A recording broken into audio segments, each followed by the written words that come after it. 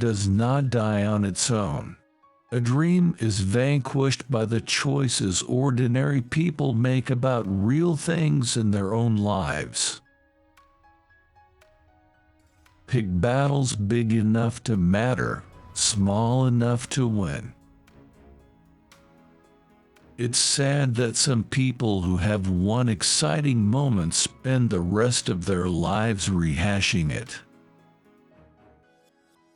I believe we need a national amendment which will guarantee every child in America the promise of not just an equal education, but a high-quality equal education.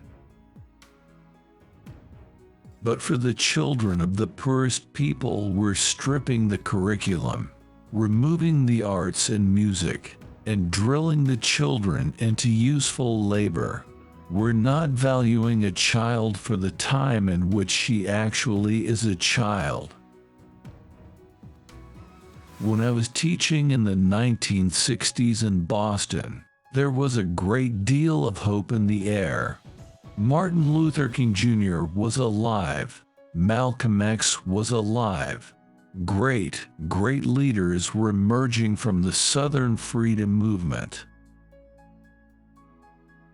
Young children give us glimpses of some things that are eternal. Wonderful teachers should never let themselves be drill sergeants for the state. I encourage teachers to speak in their own voices. Don't use the gibberish of the standards writers. The fact that a crime might have been committed with impunity in the past may make it seem more familiar and less gruesome, but surely does not give it any greater legitimacy. No human being who wants to read and own a book should ever have to go on a bended knee to get it. It is our nation which is blind and needs our prayers. President Obama's first term in office has been better for intentions than for actual changes in planning and policy. I do believe, and he has several things to this effect, that he would like to provide universal preschool, or at least far more preschool for our children. A dream does not die on its own. A dream is vanquished by the choices ordinary people make about real things in their own lives. The motive may be different, and I'm sure it often is. The consequence is not. Now, I don't expect what I write to change things. I think I write now simply as a witness. This is how it is. This is what we have done. This is what we have permitted. The primary victims of Katrina, those who were given the least help by the government, those rescued last or not at all, were overwhelmingly people of color, largely hidden from the mainstream of society.